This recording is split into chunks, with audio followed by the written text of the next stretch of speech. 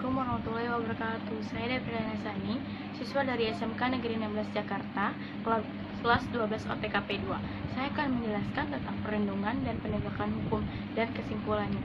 Perlindungan hukum adalah segala upaya pemerintah untuk menjamin kepastian hukum serta memberi perlindungan kepada warganya agar hak-hak sebagai warga negara tidak dilanggar, dan bagi yang melanggar dapat dikenakan sanksi sesuai peraturan yang berlaku.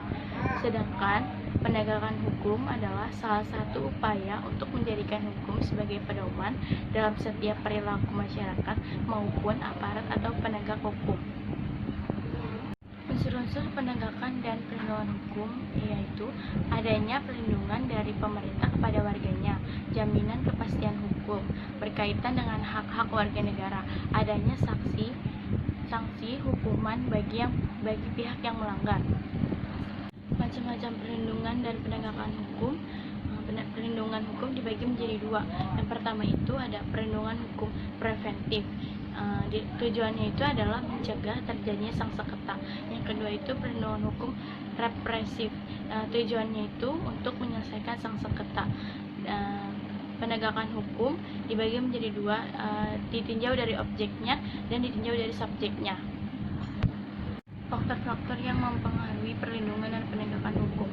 Yang pertama itu hukumnya sendiri, yang di dalam tulisan ini akan dibatasi pada undang-undang saja. Terus yang kedua penegak hukum, yakni pihak-pihak yang membentuk maupun menerapkan hukum. Yang ketiga sarana atau fasilitas yang mendukung penegakan hukum. Yang keempat masyarakat, lingkungan di mana hukum tersebut berperilaku atau diterapkan. Yang kelima kebudayaan, yakni hasil karya, cipta dan rasa yang didasarkan pada karsa manusia di dalam pergaulan hidup.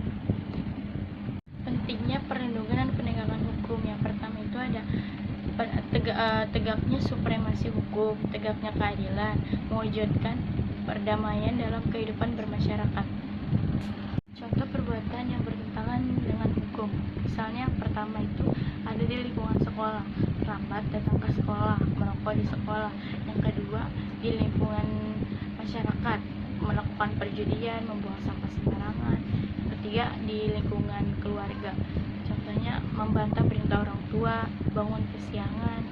Yang keempat itu ada di lingkungan berbangsa dan bernegara, misalkan contohnya tidak memiliki KTP dan merusak fasilitas negara.